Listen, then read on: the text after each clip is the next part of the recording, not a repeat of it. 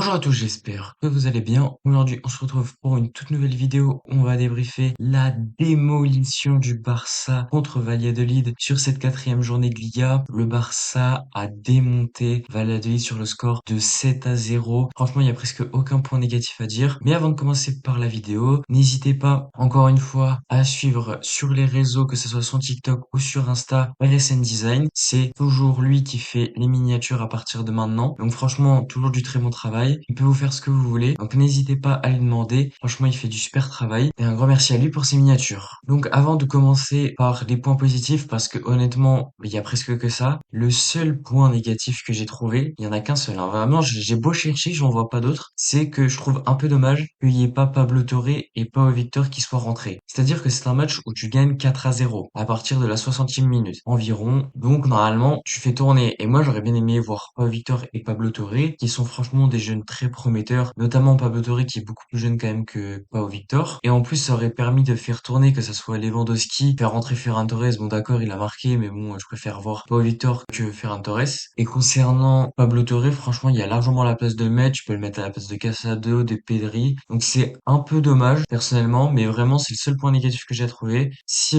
Hansi Flick peut améliorer ça sur les prochains matchs après la trêve internationale, ce serait vraiment incroyable parce que là, ça commencerait vraiment à être très très intéressant. Donc maintenant, on peut passer au point positif puisqu'il y a quasiment que ça, comme je vous l'ai dit. La première chose qui est assez évidente, c'est que Valladolid n'a pas existé sur ce match. Mais on pourrait croire qu'ils ont eu genre 5-10 minutes où ils ont un peu mené. Non, non, 0 minutes. Ils ont rien foutu. Ils n'ont rien pu faire face au Barça. Ils étaient désabusés. Tout le match, ils ne pouvaient rien faire. D'ailleurs, ils en avaient marre. Ça se voyait dans leur attitude qu'ils voulaient juste rentrer chez eux et qu'ils avaient l'impression juste d'être là en spectateur. Parce que franchement, c'était limite ce qu'ils étaient, des spectateurs à ce niveau-là. Je suis désolé, mais est-ce que vous pouvez me dire une action du Real Valladolid? Non, tout simplement parce qu'il n'y en a pas. Ils n'ont pas réussi à aller dans notre camp quasiment. Je crois qu'ils ont dû avoir un ou deux tirs maximum. Enfin, c'est vraiment effrayant ce qui s'est passé. Je crois qu'on se rend pas compte. Et d'ailleurs, ce sera le titre de la vidéo. Je crois qu'on ne se rend pas compte de ce qui vient de se passer. Le Real Valladolid n'a rien fait sur 90 minutes. N'a pas été protagoniste juste une seule seconde. N'a pas été au-dessus du Barça ou même à égalité ou à un tout petit peu proche du Barça juste une seule seconde. C'est effrayant de se dire ça. Franchement, c'est quelque chose que j'avais pas vu depuis bien bien longtemps. Je sais même pas, franchement, ça doit remonter à peut-être le Barça de Luis Enrique avec la MSN et tout, mais c'était vraiment effrayant ce qu'on a vu. Le Real Valladolid était nos esclaves sur ce match, d'accord? C'était nos esclaves. Ça n'avait aucun sens. Et du coup, ce que j'aimerais dire aussi, c'est qu'on a fait un très bon match sur les 90 minutes, mais surtout, moi, ce que je veux dire, c'est qu'on a fait une bonne entame de match. Et ça, c'était important. On l'avait dit. L'entame de match, elle avait été dégueulasse contre le Rayo et pas folle contre Valence. On avait dit que c'était quelque chose qu'il fallait améliorer dans l'avant-match. C'est largement ce qui a été fait puisque dès le début, on a vu pressing haut, pressing intensif, pressing quasiment parfait, mais sur le pressing, on y reviendra. Franchement, tout était bien organisé. On se procurait énormément d'occasions. On a été plutôt efficace puisqu'environ vers la 25e minute, il y avait déjà 2-0 et vers la 38e minute, 3-0. À partir de 3-0, c'était largement fini. 2-0 déjà, franchement, on se disait que c'était quasiment fini. Et 1-0, on se disait que on était plutôt bien et qu'on avait fait le plus dur. Parce que comme je l'ai dit, mettre le premier but contre ce genre d'équipe, c'est vraiment le plus dur. Ce qu'on a fait vraiment très très tôt par rapport à d'habitude. D'habitude, on fait ça à la 70e minute, 60e, enfin, des minutes comme ça qui sont beaucoup plus loin et du coup,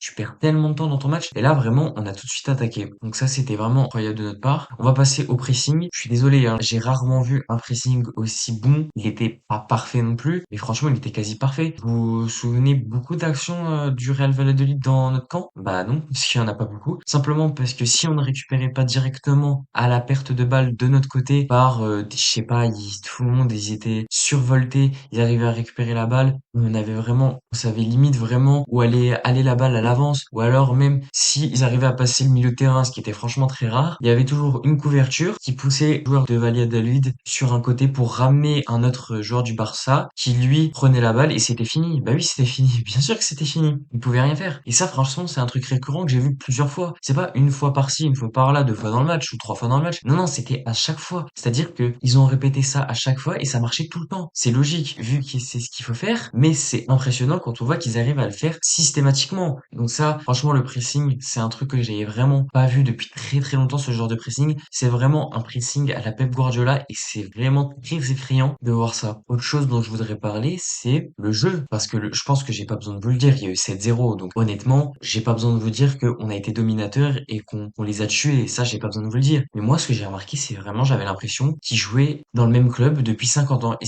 il y avait des automatismes vraiment impressionnants. Les actions, t'as l'impression qu'elles étaient modélisées à l'avance, qu'ils savaient très bien où ils étaient, parce que entre les transversales de Daniel Mo, de Pedri, sur les ailes, que ce soit Lamine Yamal, même Rafinha, c'était vraiment impressionnant. Et même dans les petits espaces, dans les petits périmètres, même dans la surface de réparation, on arrivait à se débarrasser des joueurs de Valladolid comme si c'était du beurre. Enfin, leur défense, elle ne tenait pas du tout. C'était n'importe quoi. Les commentateurs, ils en pouvaient plus tellement c'était beau parce que on faisait vraiment ce qu'on voulait. On était tellement à l'aise que on faisait des talonnades, des ailes de pigeon dans notre camp. Dans notre camp, on faisait ça. Mais jamais tu fais ça normalement. C'était du grand n'importe quoi ce qu'on a vu. C'était vraiment du grand n'importe quoi. Et moi, du coup, je me pose la question, est-ce que c'est sur un match qu'on va prouver ça? Est-ce qu'on a eu énormément de réussite, énormément de chance? Ou alors, est-ce que ça va se reproduire au prochain match? Si ça se reproduit au prochain match, là, ça va commencer à devenir intéressant. Ça va devenir fort intéressant parce que si Hansi Flick arrive à apporter ça avec pas tout l'effectif, parce qu'il manque Gavi, Frenkie de Jong, qui sont deux éléments essentiels, bien évidemment. Il y a aussi Araujo qui arrive, bon, lui beaucoup plus tard, mais il arrive, et Ansu Fati sur l'aile gauche, que Hansi Flick apprécie énormément. Alors, genre, honnêtement, je sais pas comment on va le caler, parce que entre Rafinha, Lewandowski, Lamine Yamal, Olmo, Pedri, Marc Assado, les six ont été bons. Donc,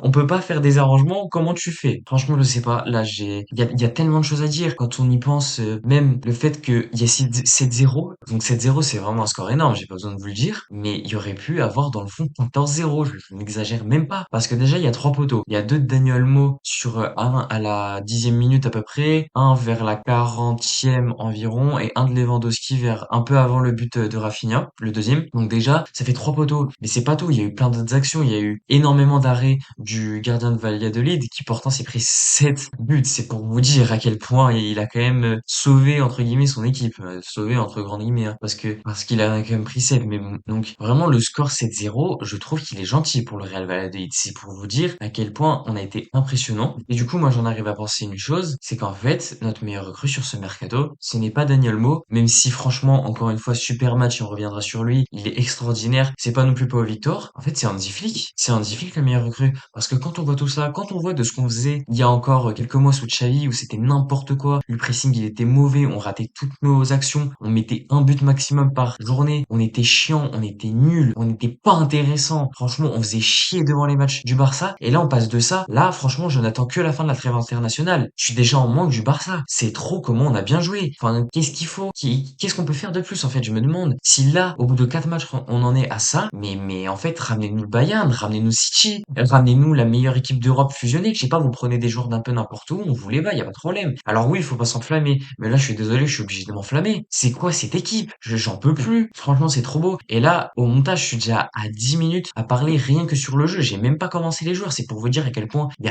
y a des choses à dire et à quel point c'est impressionnant ce qu'on a vu. Vraiment, on ne se rend pas compte. Je le répète encore une fois, on ne se rend pas compte. Bon voilà, après avoir parlé du jeu longuement et longuement, on va passer aux joueurs. Alors il y en aura pas beaucoup parce que sinon le débrief il va durer très longtemps. Donc il y en aura 4. On va commencer par l'homme du match qui est bien évidemment Rafinha. Alors là, je pense qu'il y a aucun doute sur le sujet. Que dire? Monsieur Rafinha s'est transformé en Ronaldinho. Je ne sais pas ce qui se passe avec lui. Mais en tout cas, qu'on voit depuis certains matchs, depuis le début de la saison en fait même, bah c'est dans la continuité. C'est-à-dire qu'il est toujours aussi bon dans tout ce qu'il fait, que ça soit les propositions offensives, les appels de fou qu'il fait, parce que sur la passe de Lamine Yamal excellente, bien évidemment. Et franchement, elle est magnifique. Mais c'est l'appel de Rafinha aussi. Très bon appel de Rafinha. Mais il est aussi très bon en dribble. Rafinha qui s'est trouvé des dribbles, ça franchement, si on me l'avait dit un jour, je comprends pas. Il est bon à la finition, triplé. Honnêtement, il aurait pu mettre à l'écho à 4-5 buts, c'est vrai, parce qu'il a raté une occasion. Après, il en a raté une autre aussi, il me semble. Et franchement, c'était plus des arrêts du gardien que des ratés. Donc bon, de toute façon, moi je lui en veux pas, hein. Quand tu mets un triplé, à part si vraiment t'étais devant la cage à 1 centimètre de la ligne, c'est compliqué d'en vouloir à un mec qui a fait un triplé. Donc voilà, c'est sur Rafinha, honnêtement, homme du match. Il est en train de se faire tellement aimer du supporter et à juste titre parce qu'il donne tout pour le Barça. Quand on l'applaudit, il est là à mettre une main sur le cœur et à remercier les fans tout le temps. Enfin, c'est vraiment un gars qui est là pour le Barça, qui a tout fait pour le Barça, qui a tout fait pour venir au Barça. Donc non, franchement, rien à dire sur Rafinha. Il est l'homme du match et de très loin. Pourtant, il y a bien des joueurs qui ont fait un bon match, hein. Ça manque pas. Et d'ailleurs, on va enchaîner avec